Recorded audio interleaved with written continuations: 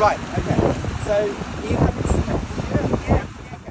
ഇത് ഞങ്ങൾ കോൺവാളിലുള്ള saint Michael's mount visit ചെയ്തതിൻ്റെ ഒരു ഷോർട്ട് വീഡിയോ ആണ്. കുറേ നാളത്തെ ആഗ്രഹമായിരുന്നു ഈ ചെറിയ ഐലൻഡ് കാണുക എന്നത്. അവിടെ ഒരു മിഡീവൽ ചർച്ചും കാസലുമാണുള്ളത്. ഏകദേശം 30ഓളം പേർ ഇപ്പോഴും ഇവിടെ താമസിക്കുന്നുണ്ട്.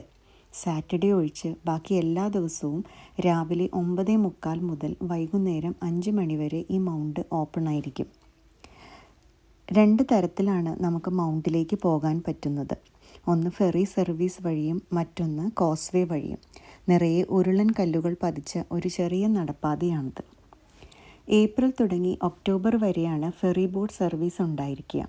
ഞങ്ങൾ രാവിലെ മൗണ്ടിലേക്ക് പോകുന്ന സമയത്ത് ഹൈ ടൈഡായിരുന്നു. അതുകൊണ്ട് ഫെറി സർവീസ് ഉപയോഗിക്കാൻ സാധിച്ചു. തിരിച്ചിറങ്ങിയപ്പോഴേക്കും ലോ ടൈഡ് കാരണം വെള്ളം താഴ്ന്നു. അങ്ങനെ കോസ്വേയിലൂടെ തിരിച്ചിറങ്ങി. ഒരു 15 മിനിറ്റ് നടന്നാൽ നമ്മൾ തിരിച്ച് കരയിലെത്തും.